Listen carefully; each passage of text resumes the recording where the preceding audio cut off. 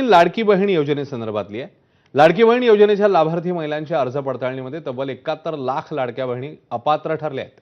या अपात्र लाडक्या बहिणींमुळे सरकारने तब्बल 21,000 कोटी गमावले आहेत। 20 महिने 71 लाख अपात्र लाडक्या बहिणी लाभ घेत असल्याची माहिती समोर आली आहे। आतापर्यंत 1,90,00,000 लाभार्थ्यांकडून ई-केवायसी पूर्ण झाली आहे। तर लाडक्या बहिणींच्या ई-केवायसीला 30 एप्रिलपर्यंत मुदतवाढ देण्यात आली आहे।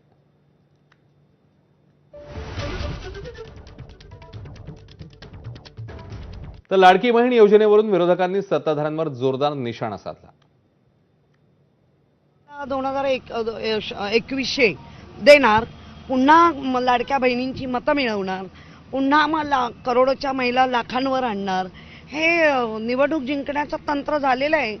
फक्त माझ्या माता भगिनींना सांगणं आहे की त्या 1521 वर खुश नका होऊ। सिलेंडर कितीवर गेला बघा।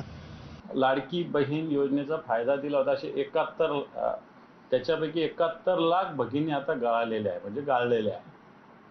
आणि ह्या गाळलेल्या मला असं वाटतं त्याच्यातून हा 21,000 कोटीचा आकडा आला असावा। सरकार या योजनेतून बहिणींची फसवणूक करते। मग सरकारने मतासाठी जो येईल त्याला मंजूर केलं होतं त्याच वेळेस। त्याच्या पात्रतेच्या अटी ठरलेल्या असतानाही त्या न तपासता सरकारने सगळं सरसकट मंजूर केलं। मतदान झालं ते विसरले त्यांना। जे अधिकारी या अशा फाईल्स मंजूर करणारे असतील त्यांच्यावर कारवाई करावी, त्यांच्यावर कडून हे वसूल केलं पाहिजे। मग 71 लाख बहिणींना तुम्ही ज्या ठिकाणी आता अपात्र केलेलं आहे, ह्याच्या पूर्वी जे पैसे वाटले होते त्याची वसुली आता कोणाकडून करणार?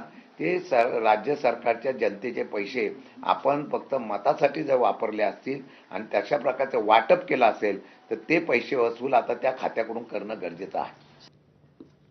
आता बातमी युद्धासंदर्भातली आहे। वाढत्या तणावाच्या पार्श्वभूमीवर हॉर्मुझ सामुद्रधुनीबाबत भारतात व्यक्त होणाऱ्या चिंतेवर इराणने मोठा दिलासा दिला। भारतातील इराणी दूतावासाने